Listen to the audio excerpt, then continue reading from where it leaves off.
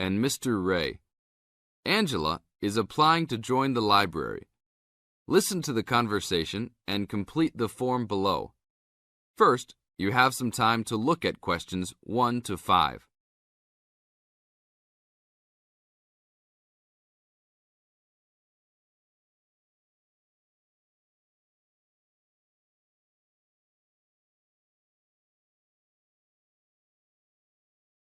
Now we shall begin.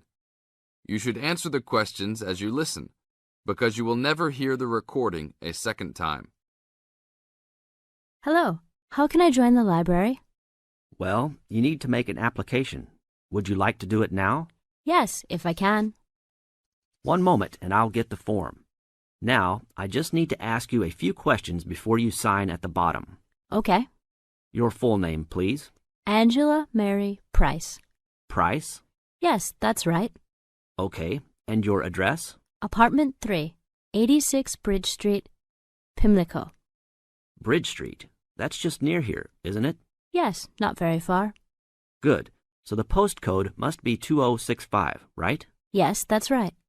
Now, your telephone number. I need both home and work if you have them. My home number is 8763-5142, and work is 8456-1307.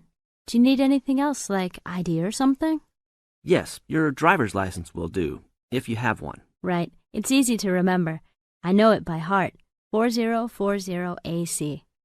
I'm afraid I'll also need to see it. Okay, here it is. Thanks.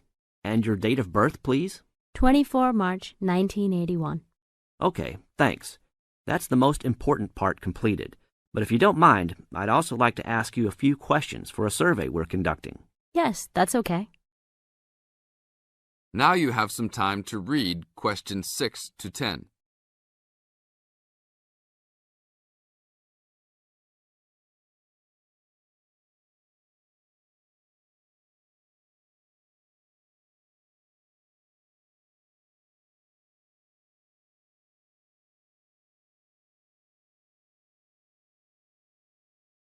As the conversation continues, answer questions 6 to 10.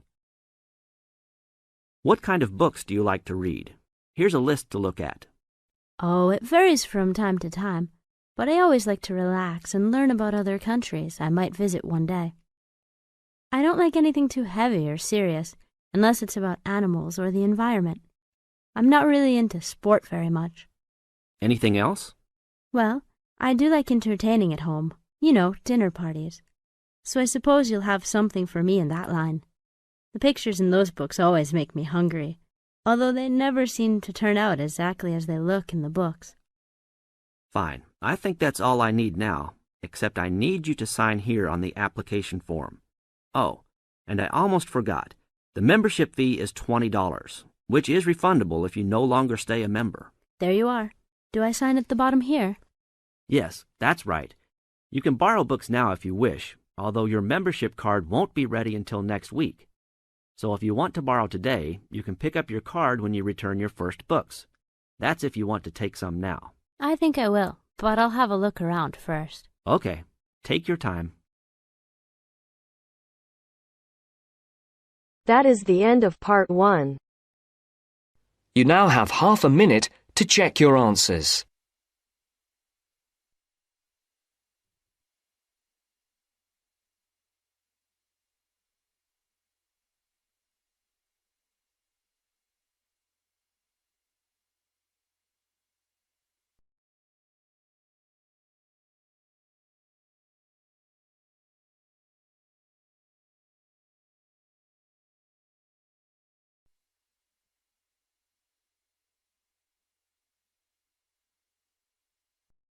Part 2. You are going to hear an interviewer who is interviewing Alan. He made a great discovery of Mungo National Park. First look at questions 11 to 15.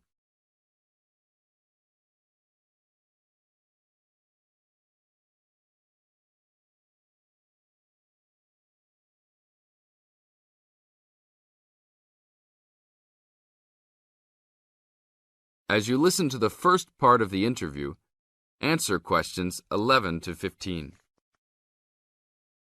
An event occurred in 1996 over a period of 3 days that attracted considerable attention at the time and led to a new find in Mungo National Park, which is the focal point of the Willandra Lakes World Heritage Area in New South Wales, Australia. I talked to Alan Moore, the organizer of this trip, about his experience. Alan, what was the purpose of your trip? Well, as you know, I love the outback and lead tours of people wanting to go into more remote parts of the country. However, I thought it was time for me too to have a holiday. So I packed up my family and we went to Mungo National Park. Why did you choose this location? It holds a record of Aboriginal life stretching back over 40,000 years. And of course, I wanted my young kids to be amazed by the main feature of the park, the remarkable Walls of China, as they're called, where wind and water erosion have exposed this long history. I see. What was the weather like? It was unusual for that time of year. The rain was just one continual downpour after another. We were always soaked to the skin. So we decided to cut our holiday short and only stayed 3 days in the end. However, it was eventful. The obvious problem was to get back to the nearest town, a small place called Burunga. But the dirt roads out there are always impassable after rain, so we settled down for a long, wet wait in the park. We didn't really mind because the scenery was so interesting. However, the kids wandered away without our noticing, and eventually we realized they must be lost. So we used our two-way radio to contact the park rangers and the police, and a helicopter was sent. Luckily, the kids were found within a few hours, but they'd made an important discovery. Now look at questions 16 to 20.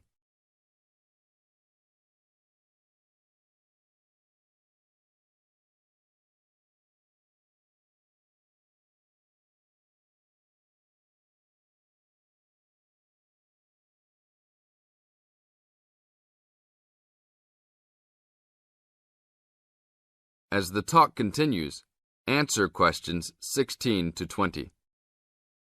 So, the trip was also eventful for another reason, wasn't it? Yes. They led us to some ancient Aboriginal art. The kids had taken shelter in a very small, low cave that was difficult to see from the outside. We were lucky to have another family camping in our location. When they heard us calling the kids, they immediately helped us search for them, and as the hours went by, they also provided us with much-needed support and encouragement. We really appreciated their help, and as we were already soaked through after looking for the kids for a couple of hours, they even made sure we had enough dry clothes to wear.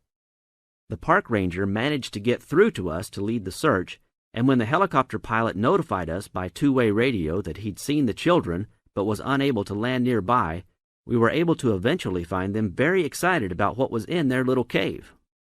And what did you think of their cave? Well, after squeezing in, I must say I was impressed, and managed to take a few photos of it before we left. There were many faint markings and dots on the wall. It was difficult to tell what they represented because they were so small, but people from the museum who have since visited there said the markings were similar to some other findings in the area, and later confirmed they were very old. Although it's now a protected site, the children like to call it their cave, and are allowed to visit it when a ranger can go with them. Thank you, Alan. If you go to Mungo National Park, you can see the entrance to the cave and some of Alan's photos at the ranger's station. Alan continues to lead tour groups in the outback, and if you want further information... That is the end of part 2. You now have half a minute to check your answers. You now have half a minute to check your answers.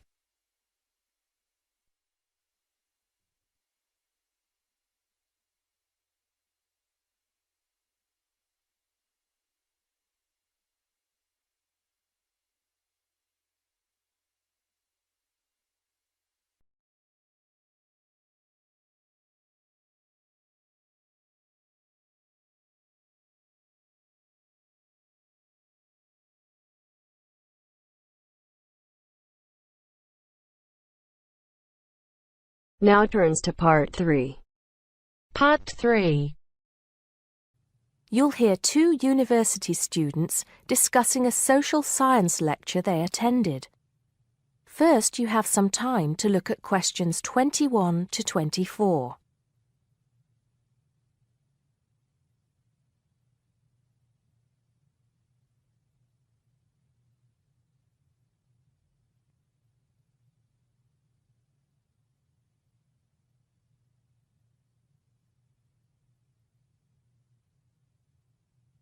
Now listen carefully and answer questions 21 to 24.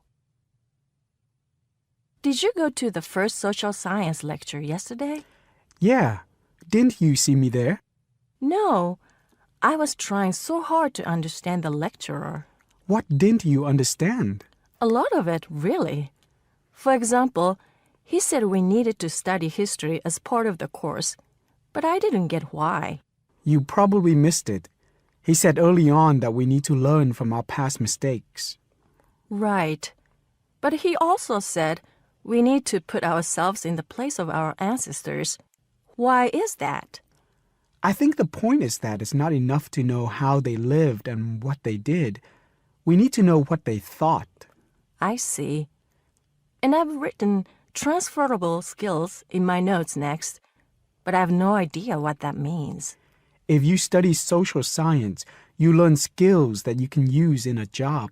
Oh, right. Is that all? Okay, but why is that? The point he made was that in studying social science, you use a flexible and adaptable approach to learning.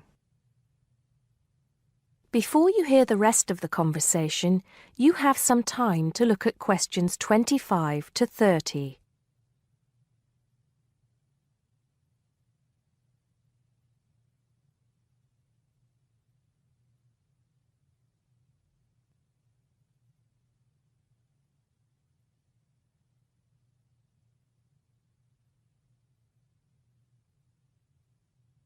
Now listen and answer questions 25 to 30. He also kept mentioning all the other subjects we will need to study as part of the course. I didn't write them all down, did you? Some of them. I think I can make sense of my notes. The first one was anthropology, which he said would cover prehistory and archaeology as well. Okay. Then there's economics. I wrote down that this was not meant to mean that we will spend all our time looking at economic theory, but more that we need to see how humans behave. That's good. I don't think I could handle economic theory. He said something about education too, didn't he? Yeah. He said we'll be looking at how cultural information is handed down from one generation to the next through teaching children. He said we'd be focusing on geography too, but I can't really remember which aspects. Can you? I noted it down, I think. Here we are, yes, particularly in relation to urban planning. It's law that I got confused about. I didn't understand why he linked that to economics. I think he meant that laws affect the way wealth is distributed. That makes sense. Now, what are the science wars? Okay, I did get that. The science wars are about how social science collects information. In sociology and social work, and in social science generally, they can only study patterns of behavior and observe. If you compare that to the way scientists work in physics or chemistry, it's very different because they use specific experiments that can be tested and which give concrete answers. Social studies is often accused of being unscientific. That's all. Okay. But it still looks like a good course, doesn't it? You don't have any regrets, do you? None at all. I'm looking forward to it. That is the end of part 3. You now have half a minute to check your answers.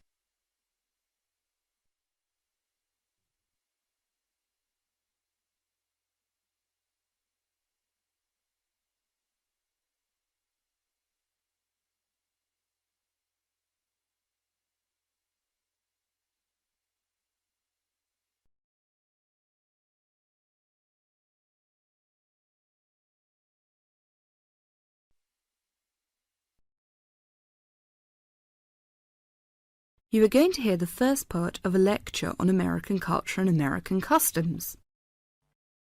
First, you have some time to look at questions 31 to 40.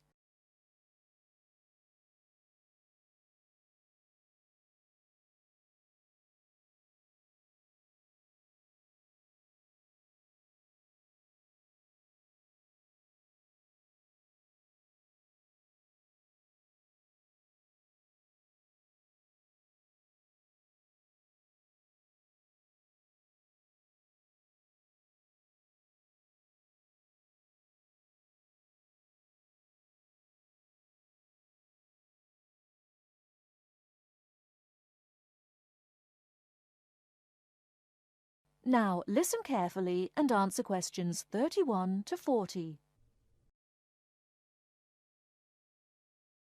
Well, last week we talked about American education, and today I'm going to discuss American values, characteristics, personal habits and courtesies. Keep in mind as you are listening to this lecture that your goal is to understand, not to emulate or judge. Just briefly, I'd like to mention that there is a remarkable ethnic diversity in the United States. The population of the USA is about 260 million. 73% of the American population is white, 12% is African American, 8% Hispanic, 3% Asian or Pacific Islanders, and less than 1% American Indian or Eskimo. Many Americans resent generalizations being made about them because Americans see themselves as very unique and individualistic. On the other hand, Americans tend to lump foreigners together into one lot and condescendingly view foreigners as people who are not as intelligent or sensible as Americans. Despite Americans' dislike of generalizations and their ethnocentric point of view, it becomes evident that they are indeed American. Americans value individualism, independence, informality, directness, punctuality, achievement, and competition. Individualism is probably the most highly esteemed value in the American culture and an important key to understanding American behavior. In the historical development of the country, individuality was crucial for survival. If you asked Americans to characterize the ideal person, they would probably use adjectives such as autonomous, independent, and self-reliant. Persons tend to be viewed as individuals rather than as representatives of a family or a group. Here are some examples of how this value affects behaviors. 1. If a group of friends go to a restaurant, everyone wants to pay their own way. In other words, they want to have separate checks and not be someone's guest. 2. In friendships, which seem to initially develop more quickly in the US than in other cultures, the Americans may feel uncomfortable if you give them more help than they need. This is a tendency to draw back and see dependency as weakness. In some ways, the stress on the individual rather than the family or group has led to a more informal society.